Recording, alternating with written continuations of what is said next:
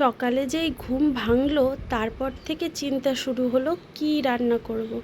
তো আজকে রান্না করেছিলাম দুপুরবেলায় চিচিঙ্গে, পেঁয়াজ, কালো জিরে আর কাঁচা লঙ্কা আর একটু চিংড়ি মাছ দিয়ে ভাজা করেছিলাম। খেতে তো প্রায় অমৃত লাগছিল। যাই হোক, দুপুরের এই সাদামাটা খাবারটা কিন্তু আমার খুবই পছন্দের। তোমরা কারা কারা এরকম খেতে ভালোবাসো সেটা কিন্তু জানিও। আর হ্যাঁ, খাবারের সঙ্গে কিন্তু নিয়ে নিয়েছিলাম একটু লেবু। তো একটু লেবু চিপে যখনই না গালে দিলাম, উফ! আজকে দুপুরে মেনুতে অনেক কিছুই রান্না করেছিলাম। তো আর রান্না করেছিলাম কচুর লতি, সেটাও কিন্তু চিংড়ি মাছ দিয়েছিলাম।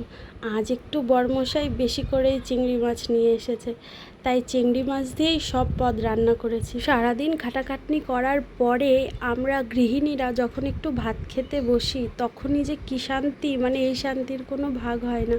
যাই হোক, চলে এসেছে পাতে কচুর লতি, একদম চিংড়ি মাছ দিয়ে ঝাল ঝাল করে রান্না করেছি, যেটা আমি আর আমার বরই খেয়েছি।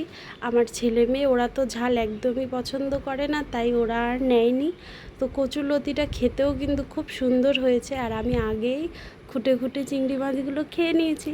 তো চলো লতিটা দিয়ে ভাত খাবো। আর আজকে কিন্তু একটা হেভি সুন্দর রান্না করেছি, যেটা আমার মেয়ের খুব ফেভারিট। সেটা ছিল চিংড়ি মাছ দিয়ে মালাইকারি। তো আজকে মালাইকারিও রান্না করেছিলাম। আর কচুর লতিটা দিয়ে ভাত খেতেও খুব ভালো লাগলো, একদম গলা ধরেনি।